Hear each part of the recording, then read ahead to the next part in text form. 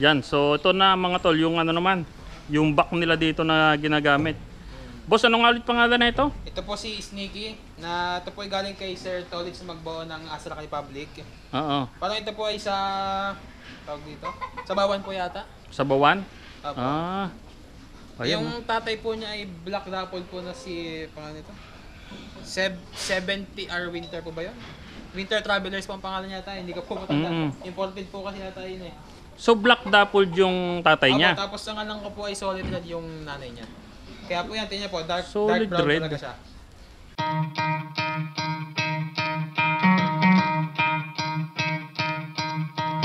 You could try to play, but you're never gonna beat me. Look the other way, what I'm doing ain't easy. Bloody hands stained from the people who deceive me. Muddy hands break through the chains, go free me. Looking for change, looking for pain. Pulling a mob, pushing a train. I'll never stop, stick to a lane. Pick up the pieces and go rearrange.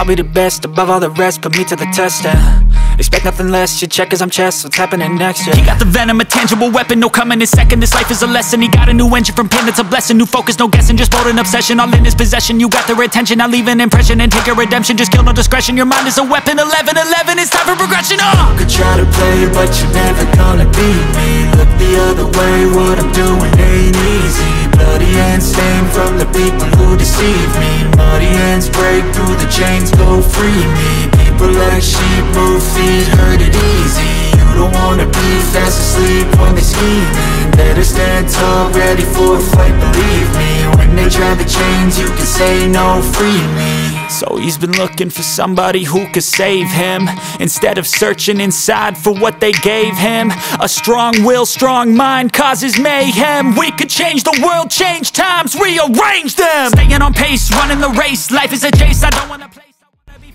Grabe mga tol, no? Kung Black Dapple yung tatay, red yung nanay, ito yung lumabas. Dark brown. So, di may possibility rin siguro yan, boss, na ano, no? Maglabas ng dapple, Black Dapple, no? May possibility po talaga kasi minsan pa may yung iba pong kulay niya sa bawah, sa buntot niya, sa ulo niya may mga konting black din po talaga eh. Okay. Tingnan nyo naman mga tol, ilang taon na yan, boss? Para po wala pang 2 years. Wala pang 2 years. 1 year mahigit na po ito. Hindi ko lang po kasi tanda yung mismo date niya din na nandito siya eh.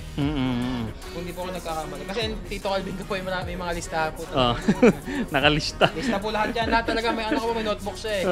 Pati yung mga araw ng heat, araw ng baba, sampa, salto, stud. Ganon talaga, no? Mga, kumbaga, organized po si talaga. Boss Alvin talaga pagdating sa kanyang mga kambing. Talaga pong ano niya lahat yan. Oo. And boss, yun, pagdating sa ano, ginagamit ba natin siya sa stud service? Yes po. Oo. Available po for stud service to sa Sneaky po. Yan, available siya mga tol. So PM lang kayo sa Ama Farm. Ang alam ko po eh, hindi ko lang po sigurado pero ang alam ko po ang dati ang ito 1.5 po yata ang pa-stud kay Sneaky. Okay. Basta daw, mag-message muna kayo mga tol sa Ama Farm. Para kasi syempre baka madami nang nakapagdala. Schedule. Oo, dapat mas maganda mga tol. Pero madalas naman po available naman lang. Oo, yun. Mag-schedule na rin kayo. Alam mo Sneaky, mahilig. Manyak pala ito eh. Mahilig. Ayun, boss, pagdating sa pag-aalaga ng back, iba ba yung ano, pag-aalaga nyo sa back or yung mga vitamins na binibigay nyo sa pag-aalaga ng back? Ano po, meron po kami dito na yung binibigyan po namin sila ng copper bolus. Copper bolus. Yung mga sire lang po namin yung binibigyan namin ng copper bolus sa ngayon eh. Kasi madalas yung mga inahin naman po, kaya lang nawawala na medyo sama-sama yung balahibo. Pagka yung bagong anak, pagka naman tapos na, okay na ulit. Ito po okay. Ito hindi man nanganganak, syempre. Inaalagaan namin yung balahibo nila, yung ano. Yung coat, oo. Tapos yun po, nagbibigay kami ng monthly po ng vitamins sa B-complex, ADE. B-complex, okay. ADE selenium yung monthly yun, boss? Apo. Oh, yun mga tol, ha? So kasi yung iba, nagtatanong din nga kung paano, yung back nila hindi daw mahilig. So, kung paano papahiligin. So yun, siguro, itry nyo rin yung ginagawa nila boss dito. ADE po talaga at ang alam ko pampalibog. Sabi nila pampalibog. ADE plus selenium. ADE selenium po. So yun, once a month lang sila nagtuturok nun dito. Way complex po. Tapos B-complex, copper bolus, ilang capsule boss? Hindi ko po matandaan, nagbibigay po kasi yung tito ko eh. Ah. Pero basta po nagbibigay po kami nun eh.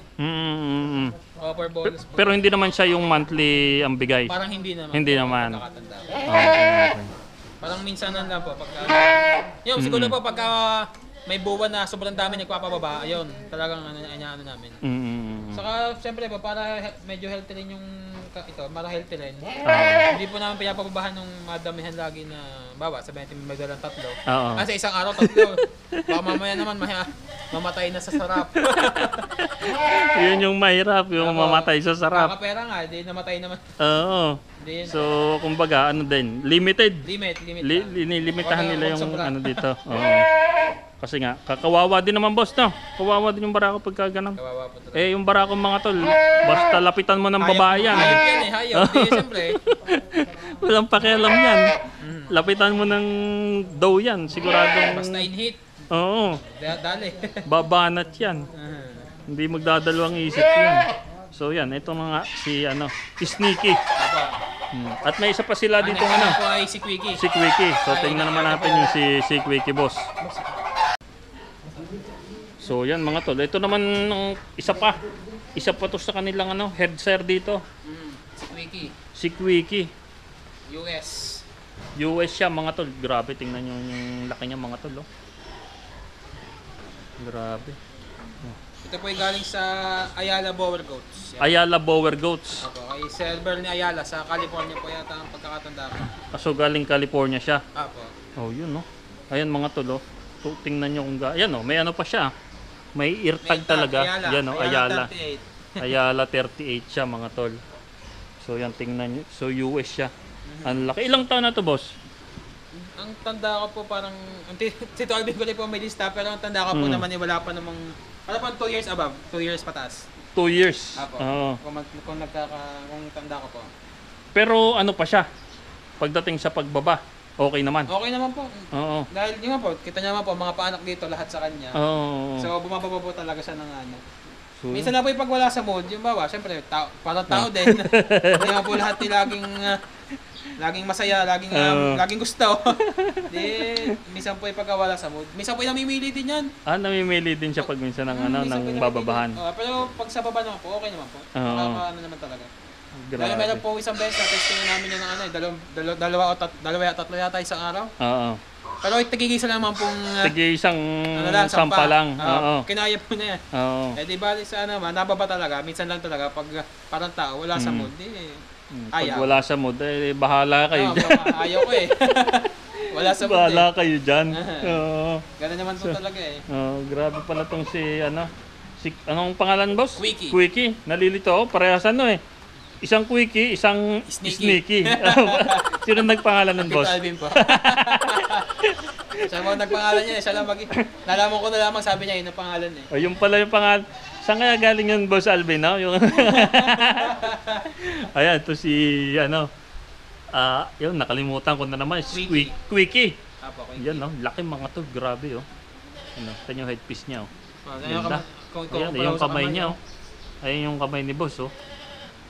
Tingnan nyo naman, grabe. Tsaka solid din yung mga palabas niya mga tol. Kung makikita nyo dun sa loob, solid siyang magpalabas.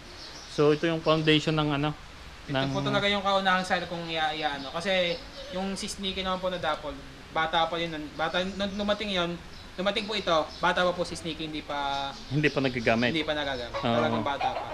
So Maliit kaya pa. ito yung nagamit ng yun po ng talaga.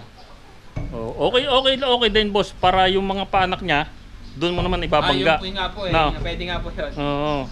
So yung mga anak nitong si Lalo kung painted po sa Dapol, Oo. mas malaking chance na mag-Dapol ko pa. Mag-dappled na. Okay. Yan mga tol oh. Nangatin na. Laki oh.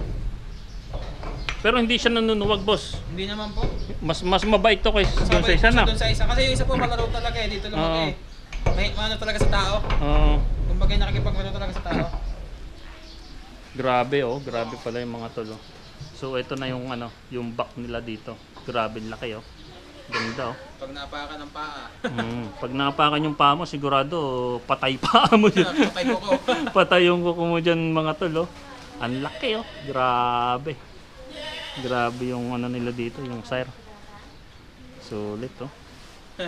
Ganda. Sabi nga po ng mga isang beses nga po na isinakay namin nung bagong dating daw, isinakay namin sa bangko lang papunta dito. Ah.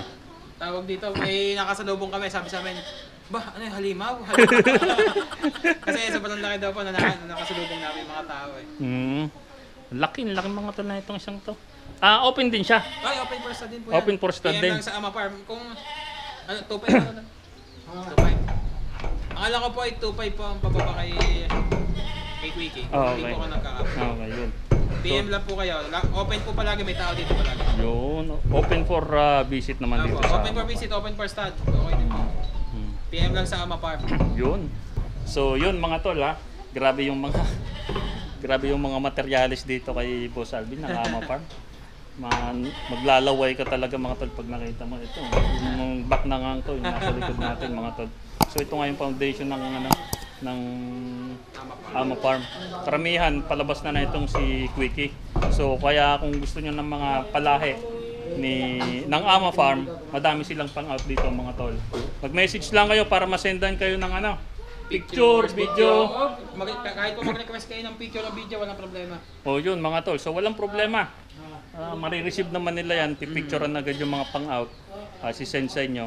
Pagdating naman sa price range boss, kung okay lang sa'yo, magkano yung price range natin dito sa So yung mga reds po, mga painted, yun po yung nag-range ng simula ng 60 hanggang siguro pa mga 70, 75 or 80. 75 up. Yung po mga doling. Ay, doling. Okay. Pero yung mga inahin po, yun po yung depende niya sa usapan. Bawa sabihin po na nanganak ng 3 beses, siyempre.